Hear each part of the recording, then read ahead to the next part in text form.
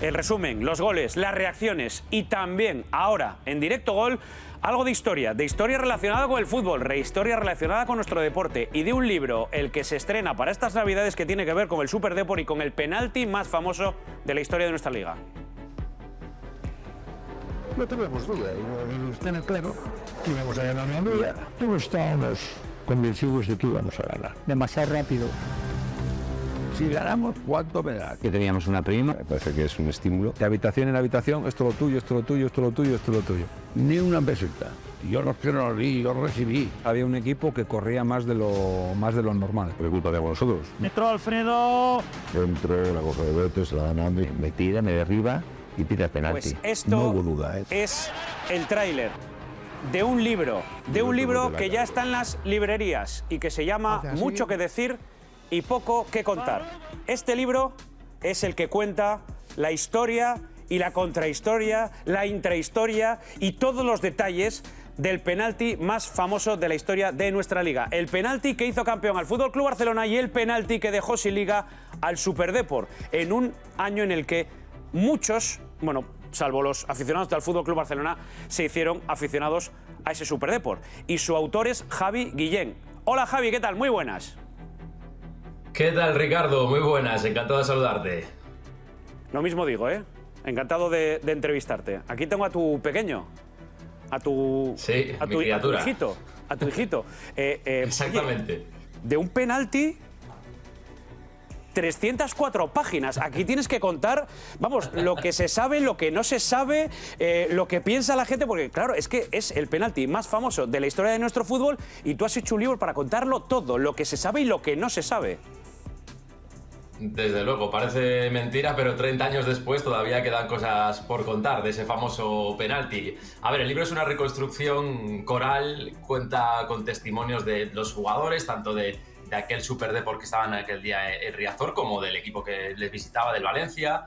Por ahí aparece, pues, en el lado local los Mauro Silva, Fran, Claudio Barragán, Liaño, López Recarte, etcétera. Del lado del Valencia, pues jugadores muy importantes también, como Mijatovic, Quique Sánchez Flores, Álvaro Cervera, Serer, y luego cuento también con los presidentes, con Endoiro, con Paco Ross, con algunos entrenadores, con aficionados, con periodistas, que había un montón de gente conocida en aquel partido, gente que empezaba a labrarse un nombre en el mundo del periodismo o que ya lo tenían. Hablo de Manolo Lama, de Jesús Gallego, de Nico Abad, de José Antonio Luque, de Santi Segurola, de Pipi Estrada, muchísima gente a la que fui entrevistando buscando su punto de vista, cómo lo vivieron, unos desde el campo, otros desde el banquillo, otros desde la grada, otros desde detrás de la portería. No sé si recuerdas esa imagen tan icónica como en aquel antiguo Riazor, donde detrás de justo esa portería no había grada, había más de 70 personas, entre periodistas, fotógrafos, recogepelotas, aficionados que habían saltado al campo, y también pues logré hablar con muchos de ellos y que me contaran su punto de vista, ¿no? Cómo lo vieron desde ahí, qué sintieron, qué escucharon. También gente fuera del estadio, gente en Coruña, en Galicia, fuera de Galicia. Hay un montón de anécdotas de todo tipo, algunas son muy divertidas.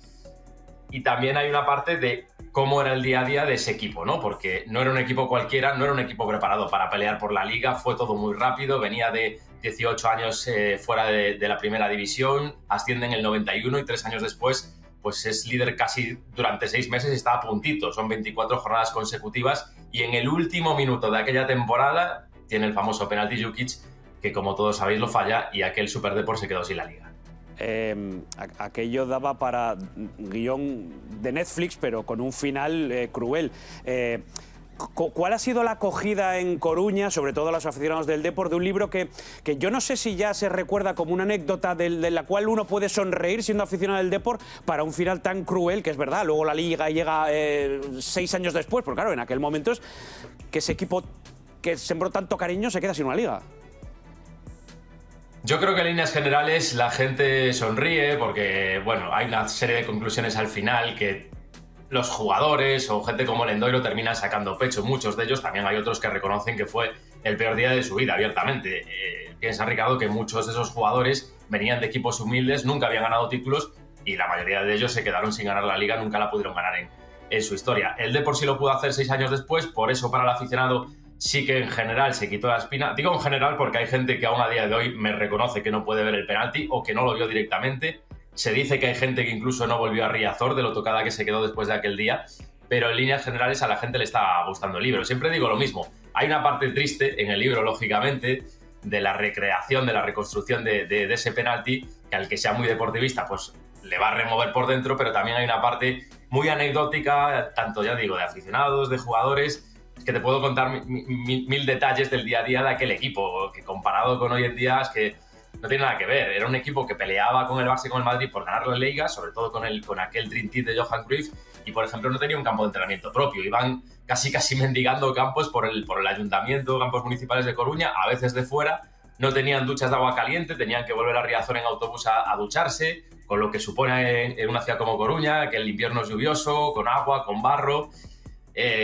Arsenio tenía unos métodos muy peculiares, por ejemplo, cuando viajaban en autobús, pues si paraban a comer, a continuación sí o sí tocaba dar un paseo, y a veces pues paseaban por la Nacional Sexta, al lado de los coches, al lado de los camiones, por el arcén, 15-20 minutos, un equipo líder de primera división, con grandes estrellas ya en ese momento, como por ejemplo Bebeto, Mauro Silva, pues paseando por una carretera. No es algo hoy en día impensable, como también lo es, y es lo bueno también de preguntar a gente ya que pues igual ya está fuera del mundo del fútbol, que 30 años después sabe más, pues que te cuenten que desayunaban, uno de ellos concretamente, Coca-Cola con tigretones, con bollería industrial, o que un jugador compraba en el extranjero unos tacos para las botas, tacos de aluminio más largos de lo habitual, pues para poder rascar más a los delanteros. Bueno, ese fútbol noventero, ya te digo, no solo es el penalti, es un viaje a los 90 con todos sus ingredientes, que es bastante llamativo. Es que lo que quiero enseñar, a ver si en esta cara se ve bien, es que hay hasta documentos manuscritos, sí, espera, aquí. Documentos manuscritos. Sí. Esta es la lista de medios acreditados para ese partido y estas notas las has conseguido. Javi, que eso es mucho, yo todavía no he podido leerlo, me lo guardo para estas Navidades, pero supongo que habrá cosas que te han contado gente que no sabías. ¿Cuál es la que más te ha flipado que está en el libro y que podemos encontrar? Una, porque me imagino que había varias, pero ¿cuál es la que más te ha flipado que no vamos a encontrar aquí? Hay muchísimas. Yo, por ejemplo, me llamó la atención porque se habló, lógicamente, ya mucho del tema, se habló mucho de Djukic, pues que pocas horas después del partido sufriese un accidente del que afortunadamente salió ileso, pero que sí que revistió cierta gravedad y el coche quedó muy tocado. También del tema de las primas, encontrar nuevas cosas con las primas famosas, de las que también se habló mucho, y puedo decir resumidamente que hubo hasta 4 tipos de primas diferentes por parte del FC Barcelona, alguna incluso desde fuera a jugadores del Valencia o al propio club, que también se vio beneficiado con una serie de partidos amistosos, algo que a día de hoy, lo presentábamos el libro hace una semana aquí en A Coruña, a Augusto César Lendoiro todavía le sigue indignando bastante. Hay un montón de anécdotas, ya te digo, algunas son de gente más conocida, otras más desconocidas, pero hay cositas que 30 años después aún no se conocen. Hubo una tangana también en el túnel de vestuarios que no se sabía, hubo alguna agresión de algún aficionado del Depor, reconocida por ese mismo aficionado, algún jugador del Valencia en la invasión de campo.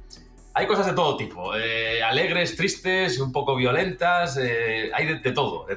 Son muchísimos testimonios, han sido más de 200 entrevistas, 2 años y medio de mucho trabajo, y es contar un hecho histórico del fútbol español desde un montón de puntos de vista, ¿no? Porque al fin y al cabo el fútbol no solo es de los futbolistas, también pues, participan eso, aficionados, prensa, fotógrafos, cámaras, y la verdad es que va a llamar la atención, y sobre todo ese viaje a los 90 con un fútbol que era muy, muy diferente al actual.